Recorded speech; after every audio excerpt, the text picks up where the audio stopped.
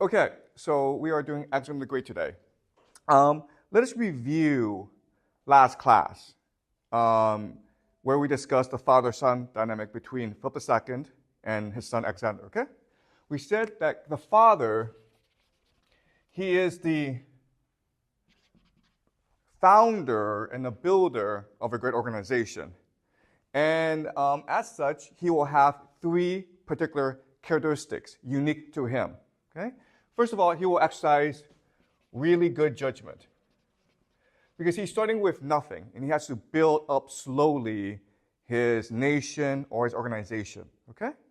Second thing that we said is he will promote talent, okay? He will be a very generous and fair-minded individual who will actively spot talent and create a meritocracy, okay? And the third thing we said was this person will be selfless, extremely disciplined, and this person will put the greater good before his or her own interests, okay? And that will inspire loyalty from his or her workers or soldiers. We also said the son will be very different, okay? Because the son is inheriting this enterprise or this nation. The son will focus on expansion. The son will be a very aggressive risk taker, okay? Second characteristic of the son is because he is under the father's shadow, he will promote obedience and loyalty, okay? Promote loyalty. And the final characteristic, the final contrast between the father and son is the son will be very selfish because the son will be focused on personal glory. And the reason why is the son is insecure, right? The son will hear people in the background, in the shadows, whispering, oh, everything you've achieved is because of your father. And so the son is desperate, very anxious to prove his own self-worth, okay? So we see this dynamic in literature and in history, and in our own lives, right? This is a very common dynamic. Now, we said that this is really a thought experiment, okay? But if you think about it, this is also an analytical model. It's a way to understand the world around us. And in an analytical model, we have to test if it's true or not. And if it's true, it does two things, okay? First thing it does is it explains. Does it help us better understand the motivations and behavior of people around us? In last class, we focused on Philip II, and that really helped us to understand his motivations and behavior, okay? Today, but the second thing it must do is predict. Okay, it has to predict the future. If this analytical model that we have is correct, then it will allow us to predict future events and behavior. Okay, and that's what I propose today. I propose to use this model to predict the life of Alexander the Great. Okay?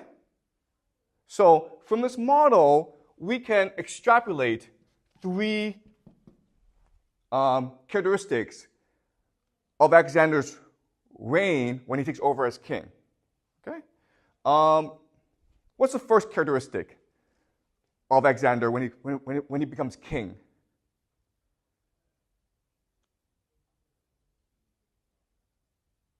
Okay?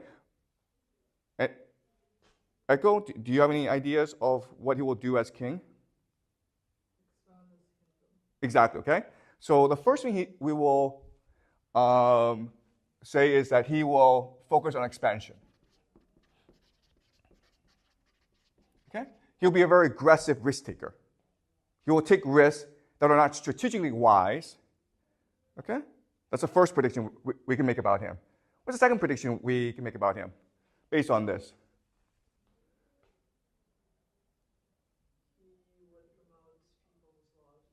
Exactly, and we call this a tyrant, okay? He's going to become a tyrant.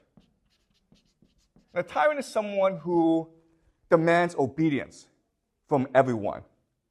Okay, does that make sense? And so if he's a tyrant, what is he going to do to all these talented people that his father promoted? He's going to kill them, right? Okay, he's going to get rid of them because he needs to promote his own people, and because these talented people will counter his tyranny. Okay, so we predict he will demand complete and total obedience from his followers. Okay, and what's the third prediction we can make about him? Well, the third prediction is that the question is, will he ever be happy? When will he stop his ambition? Never, okay? So his ambition is boundless. So these are the three predictions we can make about Alexander if he were to become king, just based on our understanding of the father-son dynamic, okay? The first is that he will focus on aggressive expansion. He will take risks that his father will not take. Okay, that's the first thing. Second thing is he's going to become a tyrant who will demand total loyalty and obedience from his followers. And if you, for his own good, speak up and try to reason with him, he will see you as a threat, as disloyal, and as an enemy who must be eliminated. Okay? The third prediction we can make is his ambition is boundless. He will never stop expanding. He will never stop going to war. Okay? These are the three predictions we can make based on this analytical model. Okay? And it turns out these three predictions basically capture the essence of Alexander's life. Okay? All right? So now I will slowly explain the life and times of Alexander the Great. All right. So, any questions so far? Okay. So we are using this analytical model to understand the life and times of Alexander the Great. And while we're doing this, we're trying to see if there are problems with this model. Okay. All right. So we have to take a very skeptical attitude. We have this prediction model. We're going to use it. We're going to apply it to Alexander the Great, and we're going to see that on the surface, it does actually capture well or explains well his life. But at the same time, we want to be generous and skeptical, okay? We want to ask ourselves, is it possible that we are blinded by our prejudice? And maybe we are being unfair to Alexander the Great, okay? Does that make sense? All right, so let's start with the first major event in Alexander the Great's life, which is the death of his father in 33 BCE, okay? And Alexander right now, he's only 20. And when his father dies, he is automatically coronated as king of the kingdom of Macedon. Now, I want to explain the circumstances of Philip's death, because it's very important for us to understand the sort of psychology of his son. So, 2 years before his death, Philip actually remarried, okay? Now, remember that Macedon is a society that promotes polygamy, okay? So Philip, at this point, already has 6 or 7 wives. The problem is that only one of his wives, named Olympias, has given birth to a son and therefore a heir, okay? The son is Alexander. The other wives have failed to give birth to a heir. And it seems Alexander will be anointed king at the death of his father. So when Philip marries, her name is Cleopatra Eurydice, it's extremely controversial. Okay, and it sort of disrupts the political order of Macedonia. The first reason is Cleopatra Eurydice, she is actually Macedonian. Before, Philip married foreign wives for diplomacy reasons. And what this means is, if Cleopatra Eurydice gives birth to a son, this son will be more legitimate here than Alexander. And this pushes Alexander out of the line of succession, okay? So this is extremely controversial, and it's like dynamite almost, okay? So that's the first problem. Second problem is Eurydice is the wife of one of Philip's great generals, Attalus. Okay? And actually, at the wedding ceremony between Eurydice and Philip, Attalus gave a toast, and he said, here's a toast, and I pray that Macedon will soon have a legitimate heir. And this is a direct insult to Alexander, okay? The other problem is that Attalus, his father-in-law, is Parmenião, who is really Philip's partner, okay? The greatest general that Macedonia has, the person in control of the army, okay? So it seems like Alexander is being pushed out of the line of succession.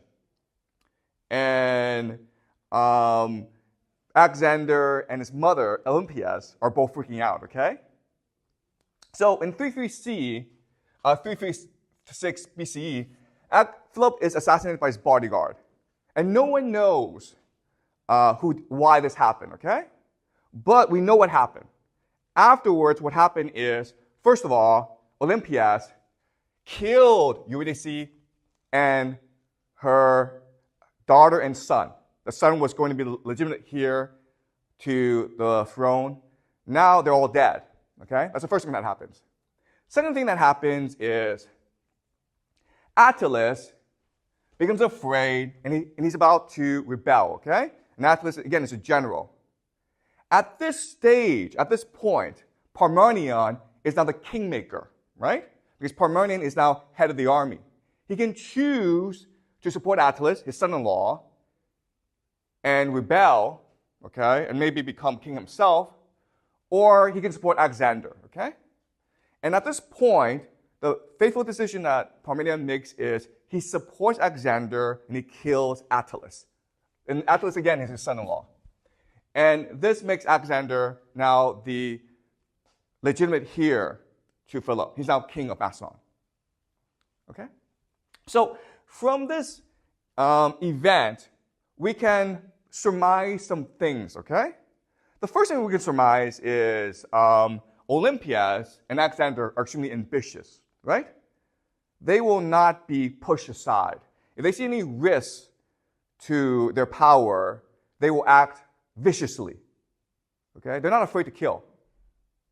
They will even kill the king in order to assure their power. Okay, that's the first thing.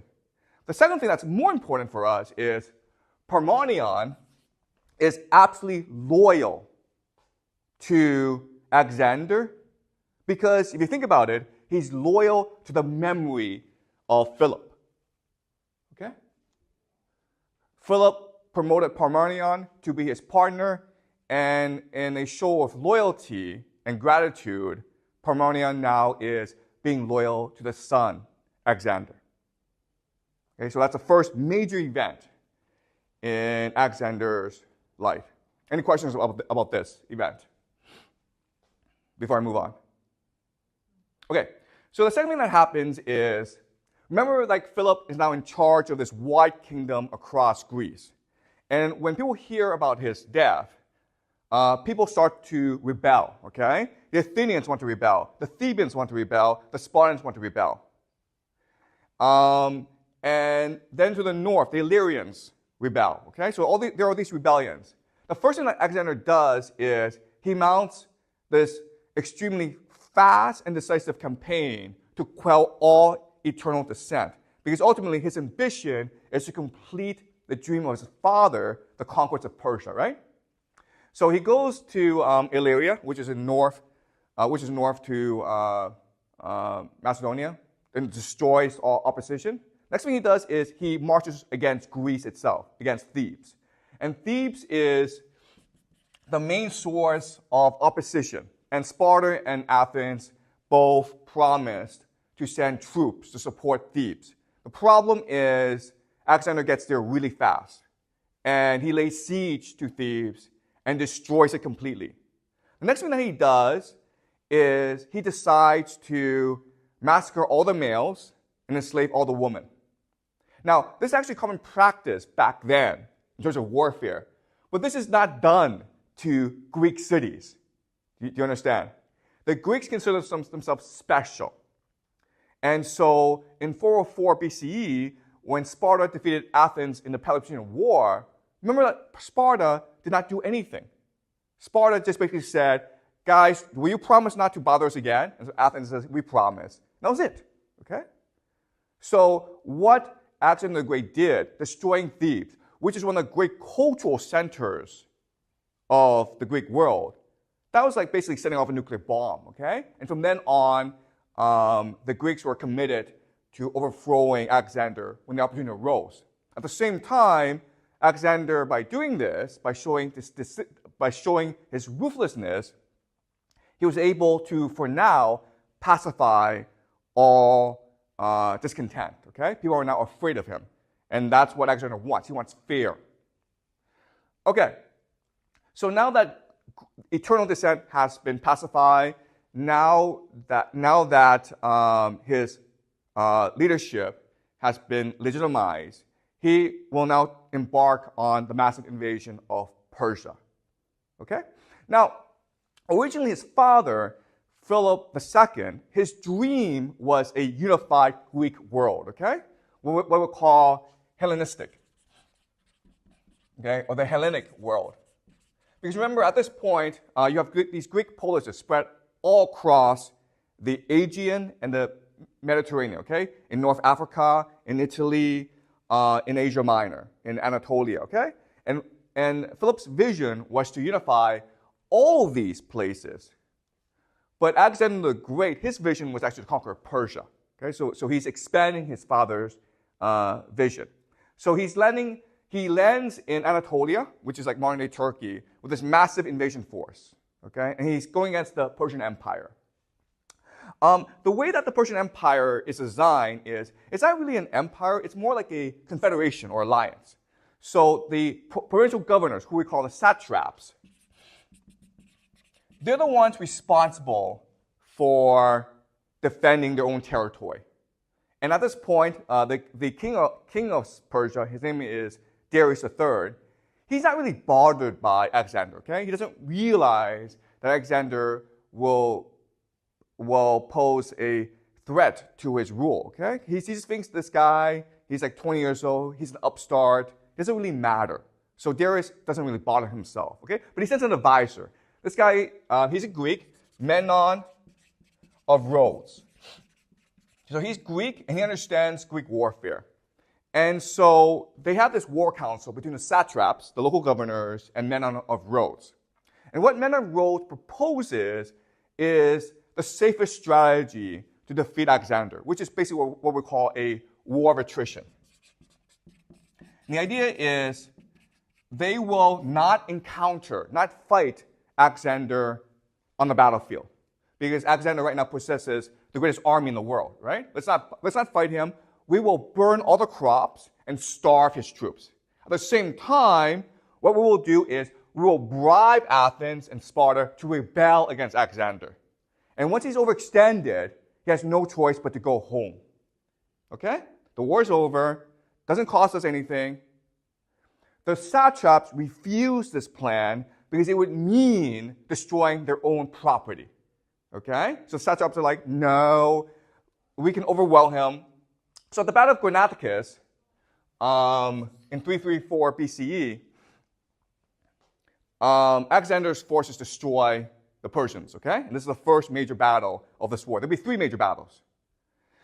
What's important for us is, during this battle, Alexander displayed tremendous recklessness, okay? He rushed to the front of the battle. He led his cavalry, and he was almost overwhelmed, okay? One of the satraps knocked him down, and one of the satraps was about to kill him, slash him, okay?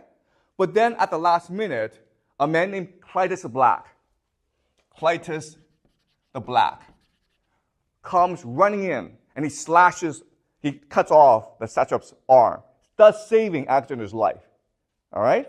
So at this point, there are 2 individuals that Alexander should be most grateful for, right? Parmenion, who basically, he was a kingmaker, and he announced that the army would be always loyal to Alexander, okay? And Clytus the Black, who saved Alexander's life in battle.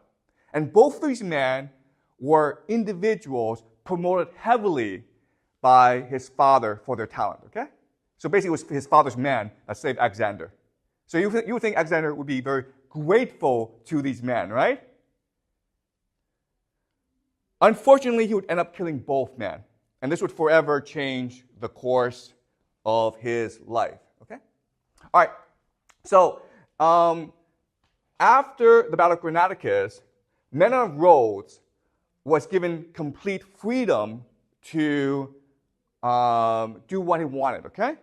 So Men of Rhodes tried to stop Alexander, and when he realized he couldn't do it because Alexander's army was too powerful, Men of Rhodes set sail for Greece. And he was hoping to bribe Athens and Sparta to join the war and rebel against Alexander. And here, something that happens, and Alexander gets really lucky, okay? And we will find this in his life. He gets very lucky a lot of times. And what is it that happens when Men of Rhodes set sail for Greece? He's about to unite the Greeks and rebel against Alexander. And then remember, Athens and Sparta at this point really hates Alexander. So what happens? He dies, okay? He gets sick and he dies. And when Men of Rhodes dies, there's no more contact with the Greek world. And now Persia is left to basically defend itself, okay? The Greeks cannot be counted on. There will be Greek rebellions against Alexander, but they will be sporadic and they will not be coordinated, okay? So Darius has no choice but to confront Alexander in two massive battles. So the first massive battle is in southern Turkey, Anatolia, called the Battle of Issus, okay, in 333 BCE. The second battle will happen 2 years later in Gaugamela, in Mesopotamia. And both of these battles are about the same, okay? So I'll explain what happened in both battles so you can understand Alexander's strategy of war. All right, so usually in battles, there are three major forces. There's something called the left flank, okay, the center flank, and the right flank. And both armies are like this. Now, in both battles, the Persians heavily outnumbered the Greeks, 2-1, okay? So it's a massive difference. And the cavalry is usually on the sides. Now, there are some certain differences, okay? The first difference is the Persians have one leader, Darius. And he's in the center, being protected by his bodyguard called the Immortals. The Immortals are the best troops of the Persians, okay? The Macedonians have two leaders, Parmenion and Alexander. Alexander is in charge of the cavalry. Parmenion is in charge of the infantry, what we call the phalanx. And in both battles, the same thing happens, which is on the left side, Darius commits most of his forces against Parmenion. Okay? So Parmenion is being overwhelmed by superior numbers. But here, the discipline of Parmenion is just incredible because even though they're being overwhelmed, okay, they're being outnumbered and they're about to be outrun, they hold their ground. Okay? And then in the right, in the center, there's so much conflict that eventually what happens is there's a small gap that allows Alexander to rush to Darius, okay? Remember, Darius is being protected heavily because he's a king, right? And at this point, Alexander and his forces are overwhelming the cavalry of Darius. And they're about to close up, they're getting close to Darius. And at this point, what Darius does, and this is something you can never do in a battle. What does Darius do now? And he does this in both battles. Isis and Gaugamela. What does he do now? He sees Alexander closing in, right? But his left flank is about to overwhelm Parmenion. What does Darius do now in both battles? He runs away. Okay? And when he does that, Alexander is now free to go back and rescue Parmenion, and then the Persians flee. Okay? Does that make sense? All right, so this is what happens in both battles, Isis and Gaugamela.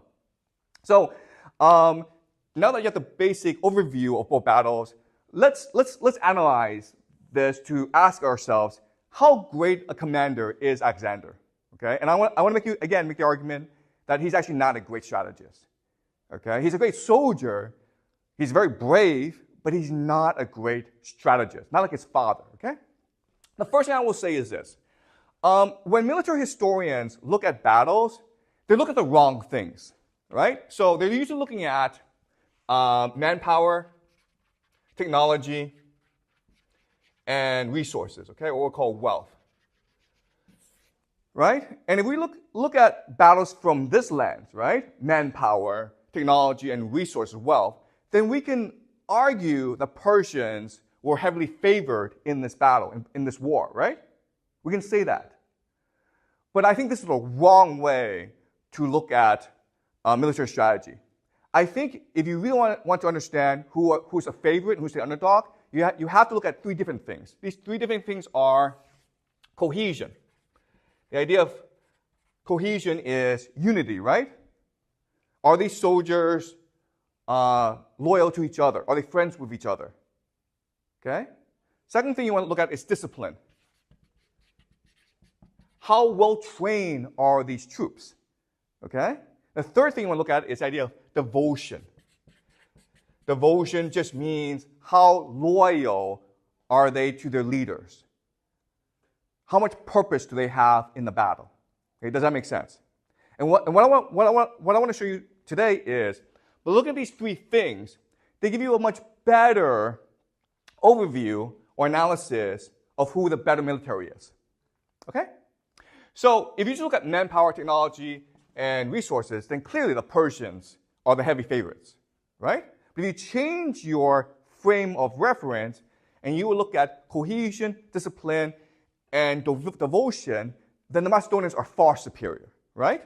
Because look, cohesion means they have a culture. They have a similar culture, right? They're all Greeks.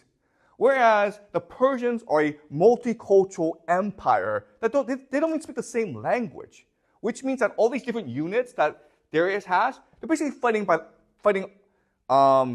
themselves. So they're not coordinated, okay? Does that make sense? That's the first thing. Second thing is the idea of discipline. If you're an empire, the problem with an empire is your soldiers don't fight that many battles, right? Because you're an empire. No one's going to challenge you. So these soldiers, even though they have these very expensive armor and horses, they weren't disciplined. They didn't have experience in battle. Whereas Alexander's army is Philip's army. And for the past 30 years, all they did was fight battle after battle against the Greeks, okay? So in terms of discipline, the Greeks are far superior. And then you look at devotion. Darius is king. Why are people loyal to him? Because he pays them, right? It's profit, it's interest. Whereas the soldiers under Parmenião and Alexander, they love their leaders, right? Their leaders have taken them to lots of victories. So they're very loyal to him, okay? So just in terms of these, if you just look at cohesion, discipline, and devotion, we can predict that Alexander's army would win regardless of the strategy, okay? And now you can also make the argument that the strategy that Alexander employed, right, we will confront the Persians head on. Philip would have thought this was a stupid idea, okay? Because first of all, you're outnumbered. Second of all, you're on enemy terrain, right? You're on enemy terrain. Therefore, they are able to deploy the resources much better than you are, okay? Now, the third problem is this. The third problem is you cannot afford to retreat. Do you understand? There's no place to retreat. If your army ever breaks, right? If Parmenion gets overwhelmed, then you're all dead. Why take that risk, right? Also, before both battles, Isis and Gaugamela, Darius wanted to negotiate with Alexander. Basically, Darius said, I will give you half my empire. Right? That's pretty generous. And Alexander says, no, I need all of it. All right? So historians will tell you that Gaugamela just shows the military prowess of Alexander. And but if you analyze it properly, I think, you will see there are lots of problems with Alexander's strategy in both battles. Okay? He was taking risks that he shouldn't have. And he sacrificed a lot of men that he didn't really need to sacrifice. For Alexander, it was all about winning the war, right? Personal glory. Whereas Philip was concerned about the safety and well-being of his soldiers. So Philip would not have engaged in such a battle. He would have preferred negotiation. And then over time, slowly overwhelm Persia. Okay? Does that make sense? Any questions so far about this analysis? Quick question. Yeah, great. I can see this working when you are fighting a foreign power, right? Yeah. You said it was a very big risk for Alexander to take, turning his army against other Greek cities, right? That must put huge stresses on things like devotion, discipline, and cohesion when it's Greeks fighting Greeks as opposed to Greeks fighting Persians. Right. Okay. So, great question. So, Alexander didn't really trust the Greeks. The Greeks didn't consider the Macedonians they didn't consider the Macedonians Greek. Okay. And so when Alexander developed his invasion force of Persia, there weren't that many Greeks actually in it. It was mostly Macedonian. Okay, does that make sense? Yeah. Great, but you're right. If given what Alexander did in Thebes, he could not really trust the Greeks anymore.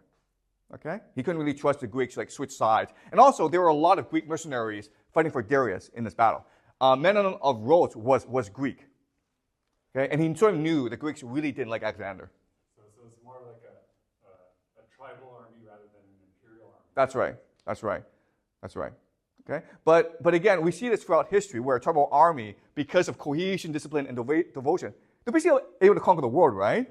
So you look. This is going with Mr.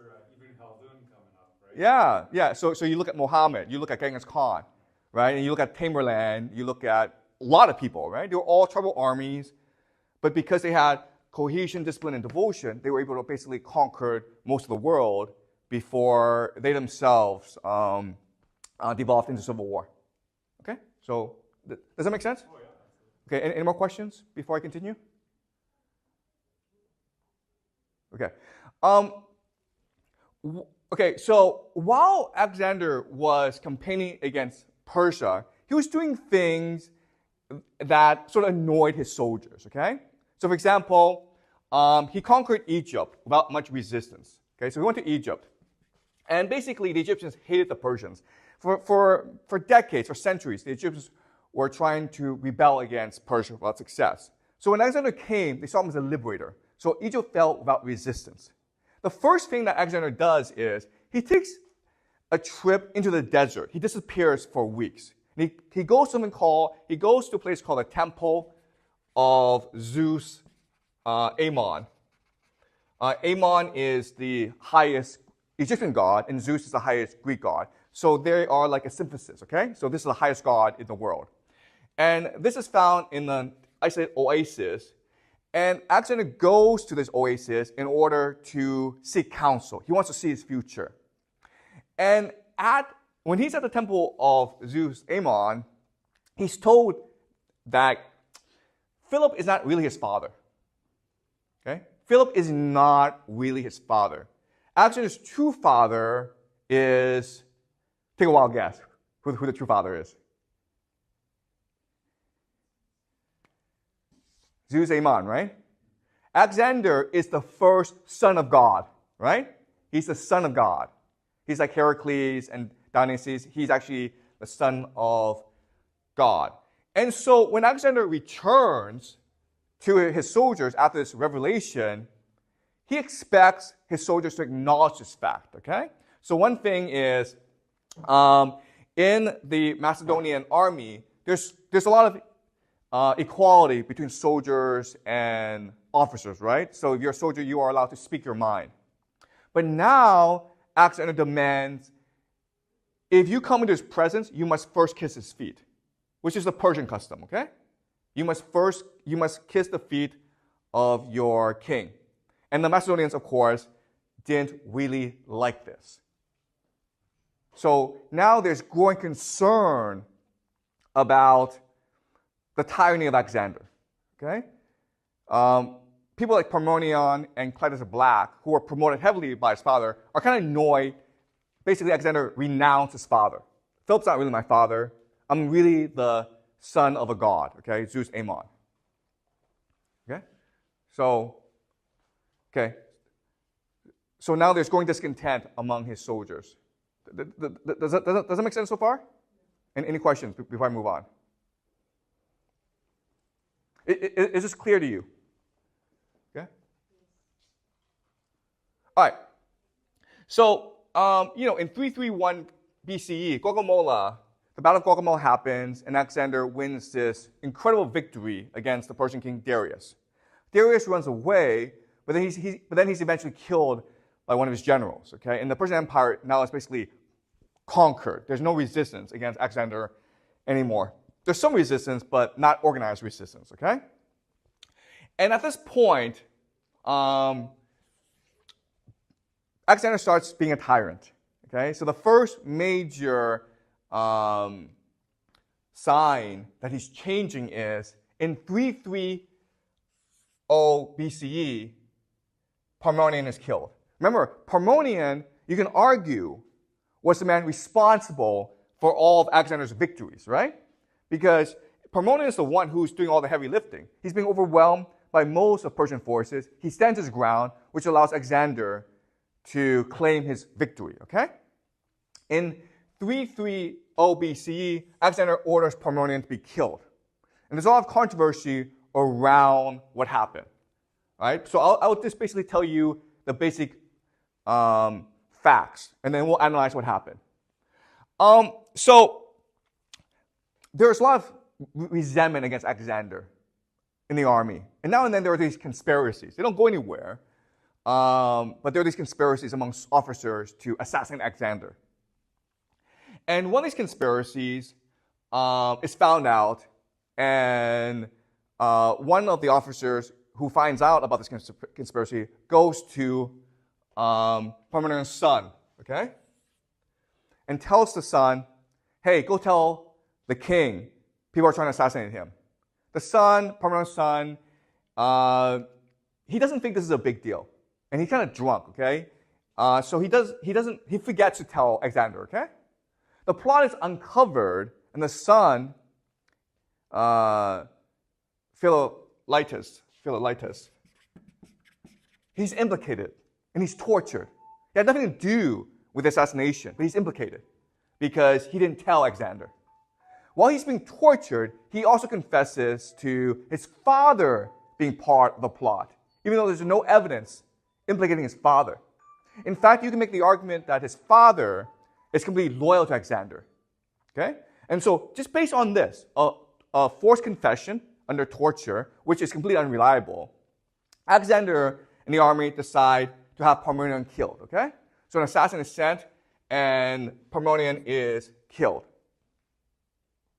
Now, these are the basic facts, and there's a lot of argument about what happened. Okay? So the most generous argument, the most generous interpretation is Alexander didn't want Parmenion killed. He knows Parmenion is innocent, but because Alexander was forced to kill his son, Philolytus, Alexander didn't feel he had a choice in the matter, okay? Because Parmenion might want revenge. So to maintain stability and peace within the army, he had to get Parmenion killed, okay? That's the most generous explanation. But there's another explanation that makes more sense, which is Alexander has always been jealous of Parmenion, right? Because Parmenion has the most legitimacy in the army. Troops feel more loyal to Parmenion than they do to Alexander, right? Because they're more experienced with Parmenion than with Alexander. And Parmenion was responsible for many great triumphs. So Alexander was jealous of Parmenion. Also, there were these new young officers who wanted to climb the ranks. And to do so, they need to get rid of people like Parmenion, right? So maybe the conspiracy was a fake conspiracy, and it was organized by these low officers to implicate Philolytus, and then in order to get rid of Parmenion, okay? But regardless of how you interpret this, what we do know is after Parmenion was killed, basically all the shackles, all the restraints on Alexander went away. Because now there's no one in the army who can resist Alexander. Okay? There's no one who can basically urge restraint and caution. So the next thing that happens is this. In the year 328, Clytus the Black is killed. Remember, Clytus the Black is the person who saved Alexander's life at the Battle of Brennacus, okay? But Clytus the Black, again, he is a loyal officer promoted by his father. And now Clytus the Black has the same authority as Parmenion once had. So Clytus the Black is now a threat to Alexander. So what Alexander does is he basically orders Clytus the Black to take some soldiers and go off to a faraway place. It's basically exiled, okay? Alexander is basically exiling him from the main army. And Clytus the Black knows, basically, he's finished. So before Clytus the Black is meant to go into exile, they have a large banquet, okay? And they're all drunk. And Clytus the Black now is angry. And he gets into a vicious argument with Alexander. And Clytus the Black basically says to Alexander, you've betrayed your people, the Macedonians. You've come to Persia, and you could only conquer Persia with our help. And now you're turning into a Persian, okay? You're adopting Persian customs, like forcing your officers to kiss your feet. You're promoting Persian officers within your army. Okay? You're turning your back away from the culture that made you great. Then he says something that really pisses Alexander off. What is one thing that you can say to Alexander that would really piss him off? In fact, he would want to kill you now.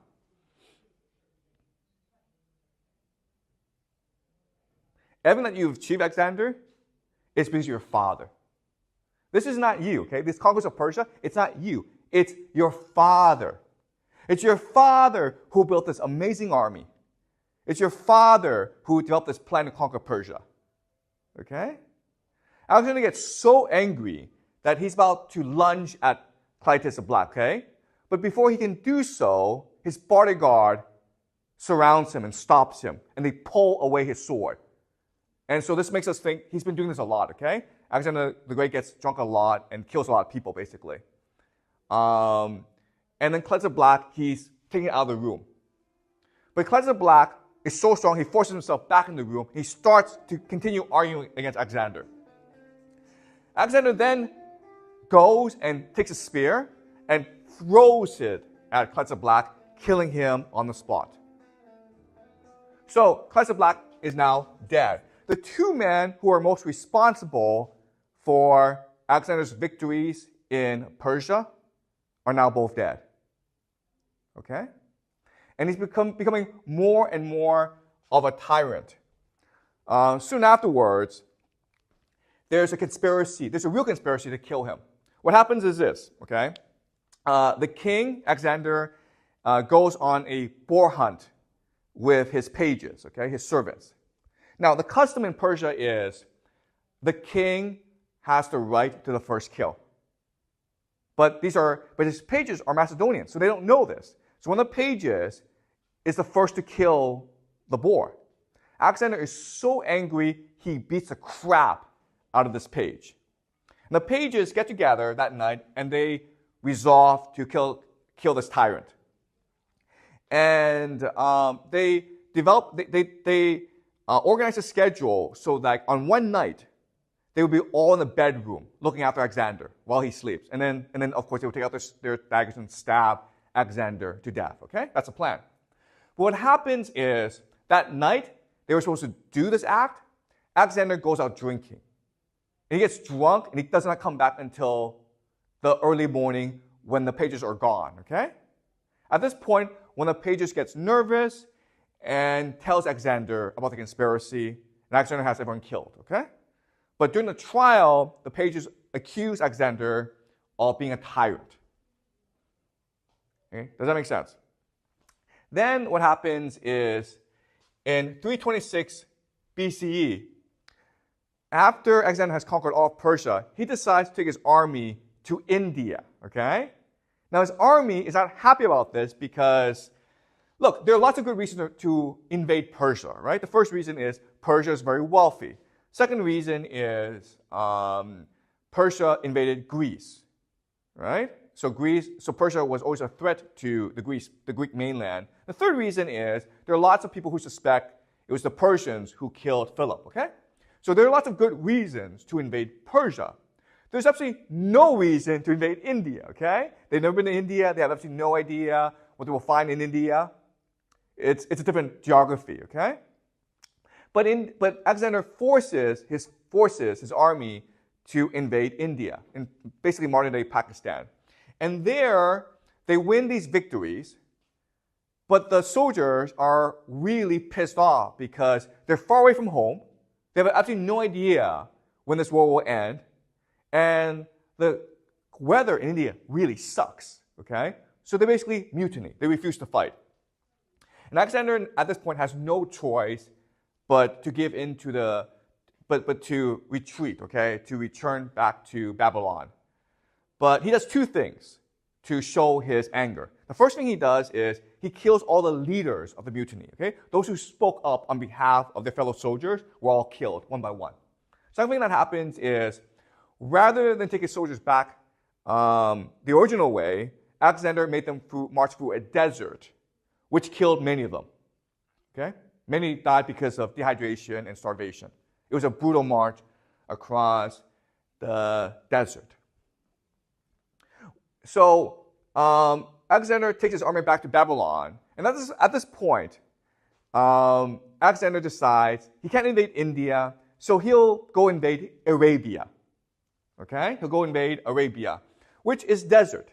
There's a reason why no one invaded Arabia, and the reason why it's all desert. There's no reason to invade Arabia. But Alexander wants to be the first to conquer Arabia because his ambition is boundless, okay? He has to prove he's the greatest conqueror in the world. And the only way we can do that is by conquering the entire world. He's very suspicious of his own soldiers because they mutiny against him in India, right? So he's starting to replace his army with Persians who are much more obedient. He wants obedience. Then something else happens. Back in Macedonia, the general in charge, Antipater, who again is one of Philip's most loyal generals, he gets in an argument with Olympias. Okay? Olympias, as his mother, and Antipater don't see eye to eye. And Olympias tells Alexander, and Alexander invites Antipater to Babylon, where they will settle matters. Okay? And Antipater knows what happened to Parmenião. He knows what happened to Claudius the Black. And at this point, most of Alexander's generals are unhappy with the fact that the army is being Persianized, right?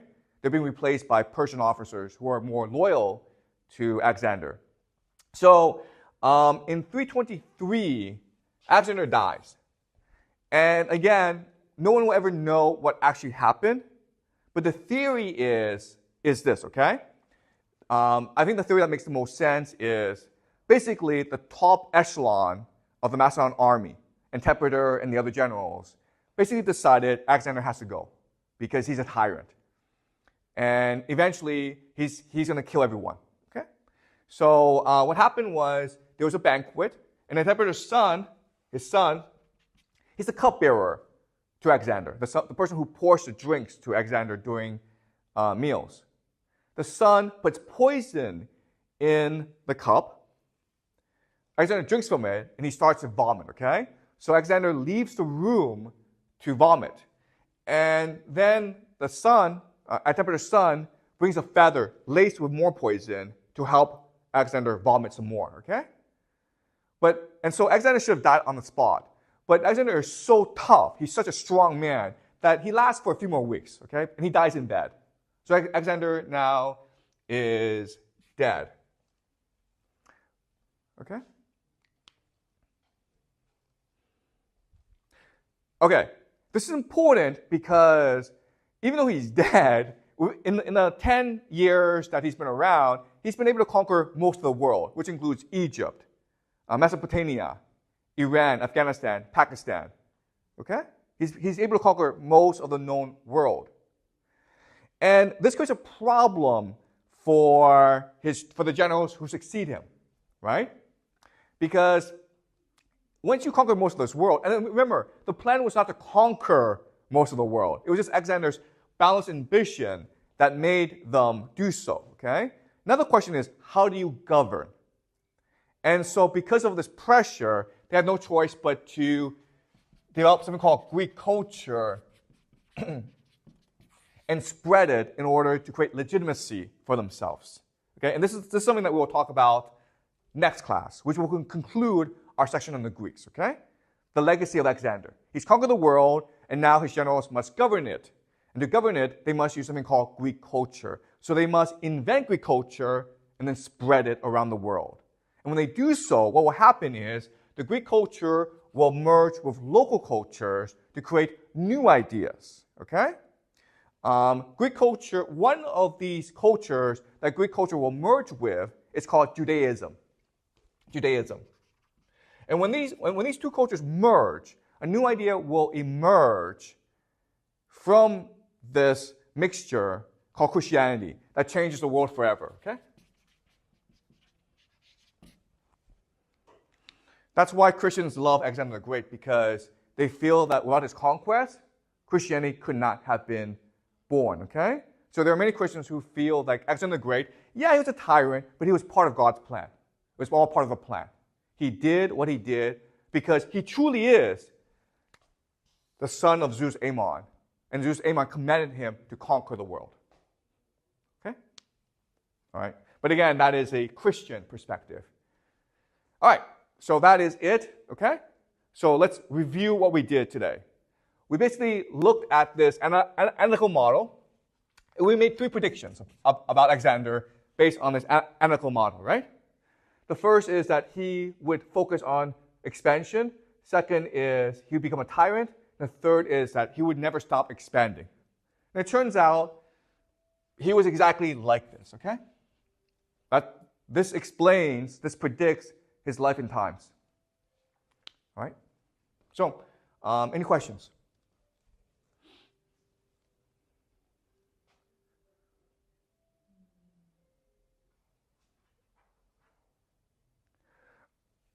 Okay, so next class, what we will do is we will look at the spreading of Greek culture and the building of the Hellenistic world.